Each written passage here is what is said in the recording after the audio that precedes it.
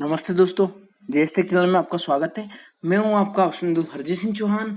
आइए आज हम वैकेंसी देख लेते हैं। ये इंडियन एयरफोर्स की एक वैकेंसी है दोस्तों। इस वैकेंसी के अंदर सबसे पहले मैं आपको बताना चाहूंगा कि कौन कौन एलिजिबल रहेंगे, कौन कौन नहीं रहेंगे, क्या क्वालिफिकेशन रहेगी, वो सारी बातें आप इस वैकेंसी के अंदर डिटेल से जानेंगे।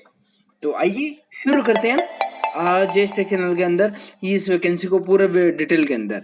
चलिए पहले अपन पढ़ लेते हैं नेम ऑफ द पोस्ट। तो name name of the post आपके रहेगी दोस्तों। ये इंडियन एयरफोर्स ग्रुप सी और सिविलियन ऑफलाइन फॉर्म 2021 ऑफलाइन रहेगा दोस्तों। ये आप में कोई भी इसको ऑनलाइन भरने की जरूरत नहीं है। आगे देख लेते हैं इसके बारे में और क्या डिटेल है। पोस्ट 7 अगस्त को ये पोस्ट हो गया था आपके। ये जो भी ये इसके लिए वैकेंसी के लिए आवेदन है 7 अगस्त से मांगने लग गए थे दोस्तों। आगे देख लेते हैं हम टोटल वैकेंसी इसकी 197 वैकेंसी आ चुकी है दोस्तों। ऑल ओवर द इंडिया ये है ना, तो सभी के लिए ये। इसके अलावा ब्रीफ इंफॉर्मेशन ये कि इंडियन एयरफोर्स ने जो नोटिफिकेशन जारी किया है ग्रुप सी के लिए, सिविलियन के लिए, सिविलियन मतलब जो भी जनरल आम आदमी है उनके लिए है, कोई स्पेशल वालों के लिए नहीं, स्पोर्ट्स वगैरह से कोई कैटेगरी नहीं है। और एयरफोर्स स्टेशन जो भी यूनिट है वहां पे उन्होंने ये आवेदन मांगे हैं, जो जो भी इनकी यूनिट है वहां के लिए। चलिए और इसके बारे में बता देता हूँ। इंपॉर्टेंट डेट, अब डेट देख लेते हैं आपको कौन सी डेट ध्यान में रखनी है। तो दोस्तों 7/3 से 13/8/2021 ये इसकी एडवर्टाइजमेंट डेट है। और इसकी लास्ट डेट जो है दोस्तों विद इन 30 डेज, मतलब एडवर्टाइज जिस दिन निकला उसके लेके आपको 30 दिन तक के भरने का समय। जैसे 7 अगस्त से है तो आपको 7 सितंबर इसकी लास्ट डेट मान के चलनी है। उससे पहले आपको फॉर्म को भेज देना है। ऐसा नहीं कि मैं लास्ट के दिन शुरू हूँ फॉर्म भरूँ, मैं फोटो चिपकाऊँ, सारा इधर उधर मतलब अफरा तफरी मचा दूं, भेजूं, फिर वहां मैं कहूँ और मेरा तो सिलेक्शन नहीं हुआ। तो ऐसा नहीं होना चाहिए। तो अपने को पहले ही जाग जाना चाहिए। चलिए आगे बढ़ते हैं। आगे बढ़ लेते हैं अपन की एज लिमिट क्या रहेगी आपकी। तो 18 साल से 25 साल है। वैसे हर कास्ट के अकॉर्डिंग रिलैक्सेशन दे रखा है, 2 साल, 3 साल, 5 साल, 10 साल का। वो मैं भी आपको डिटेल नोटिफिकेशन में और थोड़ा सा उसको एक्सप्लेन कर दूंगा। आगे बढ़ जाते हैं अपन। तो क्वालिफिकेशन तो देखिए, जो सुपरिटेंडेंट है उसके लिए आपके ग्रेजुएशन चाहिए, बीए बीकॉम बीएससी कर रखा हो बंदा। एलडीसी के लिए 12th क्लास चाहिए और उसको टाइपिंग आनी चाहिए अच्छे से। स्टोर कीपर के लिए भी 12वीं पास होना चाहिए बंदा। और कुक ऑर्डिनरी ग्रेड का होना चाहिए आपके, 10वीं पास होना चाहिए। कुक रसोईया कोई भी चल जाएगा। पेंटर, कारपेंटर, ये अपने कॉपर स्मिथ, मोची, फिटर, टेलर, ये आपके 10वीं क्लास के होने चाहिए। प्लस इनके साथ में उनकी ट्रेड का सर्टिफिकेट होना चाहिए, मतलब ये आईटीआई सर्टिफाइड होने चाहिए। पेंटर और कारपेंटर वगैरह, फिटर वगैरह, ये सारे टेलर वगैरह, इस बात का आप ध्यान रखें। और इसके अलावा AC mechanic, housekeeping staff, mess staff, multitasking staff, tradesman, laundryman, ये सिंपल 10वीं पास होने चाहिए। इनका कोई कहीं से कोई सर्टिफिकेट नहीं मांगा है, तो ये जनरली पढ़ सकते हैं इसमें। और हिंदी टाइपिस्ट 12वीं पास होना चाहिए और उसके टाइपिंग स्पीड अच्छी होनी चाहिए। तो ये टाइपिंग वालों के लिए ये चीजें हैं। अब आगे देख लेते हैं अपन। आगे वैकेंसी डिटेल में तो मैं आपको बता दूं कि जो इसका जो हेड क्वार्टर जो है ना, हेड क्वार्टर मेंटेनेंस कमांड, वहां पे 153 पोस्ट उन्होंने मांगे हैं। इसके अलावा जो इसका यूनिट है ना, इसका क्या नाम है, एयरफोर्स का ईस्टर्न एयर कमांड यूनिट है, वहां पे इन्होंने 32 मांगे हैं। इसके अलावा साउदर्न वेस्टर्न एयर कमांड है, वहां पे उन्होंने 11 पोस्ट मांगी है। और इंडिपेंडेंट यूनिट है वो आपके टोटल 1 है। तो ऐसे करके ये 197 पोस्ट आपके हो गई। अब दोस्तों मैं इसका डिटेल नोटिफिकेशन एक बार आपको इसमें बता देना चाहता हूँ, तो मैं वो भी आपको बता देता हूँ उसमें, ताकि आपको कोई दिक्कत नहीं आए दोस्तों। तो ये देखिए, मैं इसका डिटेल नोटिफिकेशन आपको दिखा देता हूँ ताकि और आप इजीली इसको समझ सके सारी चीजों को। चलिए मैं यहाँ पे और बता देता हूँ आपको कुछ बातें। कि ये देखिए, आपको जो एड्रेस जहाँ पे भेजना है ना, जहाँ पे भी आप भेजना चाहते हो, तो उसको आप यहाँ पे ये एड्रेस नोट कर ले। सभी इस एड्रेस के ऊपर भेजना है। जैसे मैं एक एड्रेस को बता दूं, नागपुर का ये है COHQMC यूनिट, जो एयरफोर्स, ये वायुसेना नगर, ये नागपुर, यहाँ इस एड्रेस पे भेजना है। तो देखिए हर जो स्टेशन है ना उसकी वैकेंसी निकल रखी है। आपको जो मर्जी आए उस एयरफोर्स स्टेशन की आप वैकेंसी भर सकते हैं। जैसे कुक, MTS, लॉन्ड्री मैन, ये जैसे ये आपके नागपुर वालों के लिए निकल रखी है। कानपुर में लॉन्ड्री मैन है। इसके अलावा कानपुर के अंदर ये मैकेनिक है, कारपेंटर है, मल्टीटास्किंग स्टाफ है। और हर कास्ट की वैकेंसी दे रखी है दोस्तों।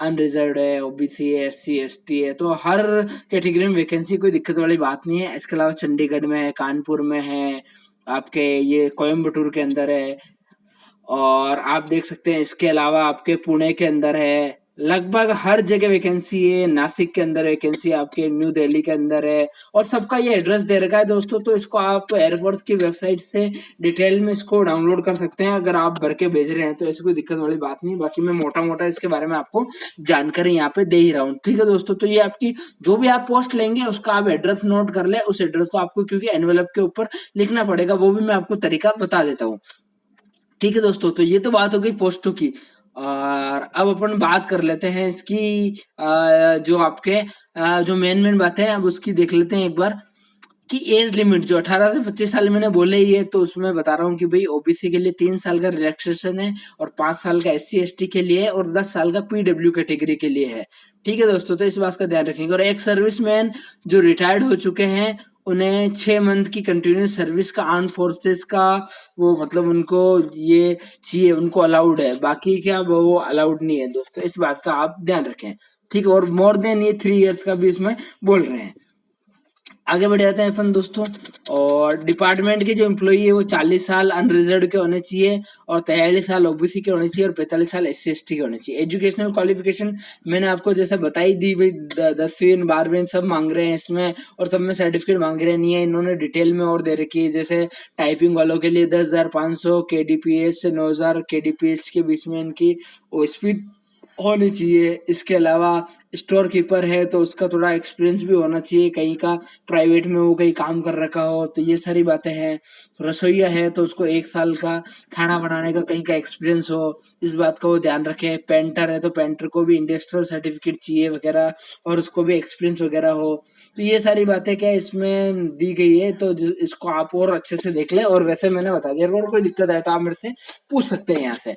चलिए मैं आपको और कुछ इसमें काम की बातें बता देता हूँ। ये देखिए सिलेक्शन के बारे में, ये आपका सिलेक्शन कैसा होगा कि जो आपकी एज लिमिट है, मिनिमम क्वालिफिकेशन है, और आपका जो डॉक्यूमेंट सर्टिफिकेट है, वो आपके जो इश्यू कॉल लेटर है उसके साथ में आपको जो रिटन टेस्ट होगा ना तब आपको बुलाया जाएगा, तो वो एग्जैक्ट बिल्कुल सही होने चाहिए। अगर थोड़ी सी भी उसमें गलती होती है या हेर फेर होती है तो आपको रिजेक्ट कर दिया जाएगा, इस बात का आप ध्यान रखें। और जो भी कैंडिडेट एलिजिबल है उनको क्या होगा, रिटन टेस्ट के लिए बुलाया जाएगा, और मिनिमम एजुकेशन क्वालिफिकेशन उनकी उनसे मैच करनी चाहिए। और सिलेबस ये देखिए, जैसे एलडीएस वालों के एलडीसी के लिए general intelligence, English, numerical aptitude और जनरल अवेयरनेस, मतलब जीके, रीजनिंग और मैथ्स तीनों आएगी, और जनरल इंग्लिश भी पूछेंगे, इस बात का आप ध्यान रखें। और स्टेनोग्राफर के लिए भी ये सारी चीजें आएगी, और कंप्रहेंशन वगैरह आएगा। अब एमटीएस, एचकेएस और आया, वार्ड, साइका, लॉन्ड्रीमैन, मेस स्टाफ, वल्केनाइजर, इनके reasoning, numerical, general English, general awareness 10वीं तक के लेवल की होगी, ज्यादा कोई हार्ड नहीं आती है, आप इजीली इसको क्रैक कर सकते हैं, ऐसी कोई बात नहीं, थोड़ी सी आप तैयारी रखें। बाकी जो भी अदर पोस्टेड है इनके भी reasoning, numerical aptitude, general English, general awareness, trade post related trade के क्वेश्चन भी आएंगे। जैसे कोई आईटीआई का बंदा है तो थोड़ा आईटीआई से रिलेटेड, ऐसे मैकेनिकल वाला है, फिटर वाला है, तो उसमें वो भी क्वेश्चन उनको पूछ लेंगे। और क्वेश्चन आपके हिंदी और इंग्लिश दोनों के अंदर होंगे। और number of candidate will be short listed may be restricted to 10 time of number of vacancy, मतलब एक वैकेंसी के लिए वो 10 जनों को वो करेंगे, तो 197 इंटू आप 10 कर लीजिए, तो इतने जनों को वो पास करेंगे, और फिर धीरे धीरे वो उसमें से उनको सॉर्ट आउट करते जाएंगे दोस्तों। अब देखिए, जो शॉर्ट लिस्ट कैंडिडेट होंगे उनको ओरिजिनल सर्टिफिकेट प्लस उनकी कॉपी ले जानी पड़ेगी, और अटैच करना पड़ेगा इसके साथ में, जो एनेक्सर है ना उसके साथ में आपको एप्लीकेशन के साथ में लगा के भेजनी पड़ेगी, सेल्फ अटेस्टेड। ध्यान रखें 30 दिन इसका ध्यान रखें। और अब अप्लाई कैसे करना है, तो अप्लाई क्या करना है दोस्तों, आपको जो वैकेंसी और क्वालिफिकेशन उसको आप देख लें एक बार। और इसके अलावा जो भी आप इसमें फॉर्म दिया हुआ है, मैं फॉर्म भी बता दूंगा, उसको हिंदी इंग्लिश जैसा भी वो आप टाइप करवा ले उसको। और ये जो भी डॉक्यूमेंट मांगे गए हैं आपके, उसके साथ में सपोर्टेड डॉक्यूमेंट जो भी एयरफोर्स स्टेशन के लिए आप भेज रहे हैं तो उसके लिए आप भेज दे। और वो दोस्तों registered post, speed post, courier से नहीं भेजे, सिंपल पोस्ट से भेजना है, ये लिखा हुआ है। ऑर्डिनरी पोस्ट अगर आप रजिस्टर्ड पोस्ट से किसी से भेजते हैं, स्पीड पोस्ट से, तो वो क्या होगा, आपके रिजेक्ट हो जाएगा, इस बात का ध्यान रखें। ऑर्डिनरी पोस्ट से पहले ही भेज दे, बाद में भेजेंगे तो लेट हो जाएगा। इसके अलावा जो भी डॉक्यूमेंट आपके एजुकेशन क्वालिफिकेशन, एज के, technical qualification, physically handicapped, experience certificate, caste certificate, वो आपके सही होने चाहिए और वो आपके सेल्फ अटेस्टेड वहाँ पे होने चाहिए। अगर ये नहीं, ये थोड़ी सी भी कमियां पाई जाएगी तो आपको वैसे ही वो रिजेक्ट कर देंगे, इस बात का आप ध्यान रखें। और जो ओबीसी कोटा वाले हैं, तो जैसे कोई सेंट्रल की वैकेंसी है तो उसके पास में सेंट्रल का सर्टिफिकेट होना चाहिए, ऐसा नहीं है वो स्टेट वाला सर्टिफिकेट लेके चल जाएंगे तो वो मान्य नहीं होगा उसके। और इसके अलावा एक्स सर्विस मैन है, वो अपनी डिस्चार्ज बुक जरूर उसके साथ में लगाएं तो भी उसके लिए सही रहेगा, नहीं तो वो दिक्कत आएगी। अब देखिए फॉर्म भेजने का तरीका, आपको जो ये सपोर्टिंग डॉक्यूमेंट आप भेज रहे हो सेल्फ अटेस्टेड हो और सेल्फ एड्रेस एनवेलप, उस पर 10 रुपए का आपको क्या नाम है एड्रेस लिख के एक 10 रुपए का स्टाम्प पोस्ट उस पर चिपका देना है और इंग्लिश या हिंदी में आपको एड्रेस अपना लिख देना है। इसके अलावा जिस भी पोस्ट के लिए आप अप्लाई कर रहे हैं तो ऊपर एनवेलप के ऊपर आपको ये बात लिखनी कि application for the post of, जैसे मैं फिटर के लिए लिख रहा हूँ या मैं लॉन्ड्री मैन के लिए लिख रहा हूँ तो यहाँ लिख दूंगा application for the post of laundry man and category, यहाँ पे वो लिख दे। और भाई वो कौन से उसके हेडक्वार्टर के कौन सी कैटेगरी के अंदर आ रहा है तो वो कैटेगरी वहां से लिख दे। और एडवर्टाइजमेंट नंबर ये लिखा हुआ है तो ये इसमें लिख दे। और 2 पासपोर्ट साइज फोटो आपको जरूर उस पर चिपकानी है। अब कुछ मैं आपको जनरल इंस्ट्रक्शन बता देता हूँ, तो इसमें आप ध्यान रखे देखिए, अगर आपकी एप्लीकेशन लेट होती है या कोई गलती होती है या रास्ते में रह जाती है तो उसके लिए आपका जो इंडियन एयरफोर्स है वो जिम्मेदार नहीं होगा, तो आप टाइम पे भेज दे दोस्तों। इसके अलावा आपकी age limit, minimum qualification, document, certificate जिस फॉर्मेट में होने चाहिए वो वैसे नहीं हुए या कोई दिक्कत आती है उसमें तो उनको उसके लिए कॉल नहीं किया जाएगा रिटन टेस्ट के लिए, या आपको कॉल लेटर नहीं भेजा जाएगा। इस बात का आप ध्यान रखें। बोर्ड क्या करेगा, उनको पहले ही बिना बताए उनको हटा देगा, इस बात का आप ध्यान रखें। तो आपको बिल्कुल चीजें सही से भेजनी है। और देखिए आपका एग्जाम का सेंटर आपके जहाँ से आप भेज रहे हो वहां से बहुत अलग होगा। ये नहीं है कि मैं जयपुर से भेज रहा हूँ तो मेरा जयपुर सेंटर आ जाए, नहीं, दिल्ली आ सकता है, अहमदाबाद आ सकता है, इस बात का आप ध्यान रखें। और आपको टीए डीए वगैरह कुछ भी नहीं दिया जाएगा प्रैक्टिकल टेस्ट के लिए, फिजिकल टेस्ट के लिए, वो आपको खुद का खर्चा खुद वहन करना है। और कैंडिडेट को क्या करना है, पूरे इंडिया में वो कहीं भी सर्विस दे पाएगा, ऐसा नहीं है कि उसको क्या नाम है ना कि एक ही जगह सर्विस करनी, जहां भी ये भेजेंगे वहां जाना है। और इसके अलावा सारी चीजें सही से भरे, और नहीं तो आप क्या नाम है आपको इसको इंटरव्यू वगैरह के लिए, स्किल टेस्ट के लिए कॉल नहीं किया जाएगा, इस बात का आप ध्यान रखें दोस्तों। और ओरिजिनल सर्टिफिकेट जरूर साथ में लेके जाने, जब आपको कॉल आपको बुलाए, कॉल लेटर आ जाए, जब आपको सारी चीजें हो तब आप ये इस बात का आप ध्यान रखें। और कोविड-19 इंस्ट्रक्शन जो भी दे रखे हैं गवर्नमेंट, सेंट्रल गवर्नमेंट ने, स्टेट गवर्नमेंट ने, उसका टाइम टू टाइम आप पालन करते रहे, इस बात का आप ध्यान रखिए। ठीक है दोस्तों, और सेफ्टी वगैरह का इसमें पूरा ध्यान रखना है आपको।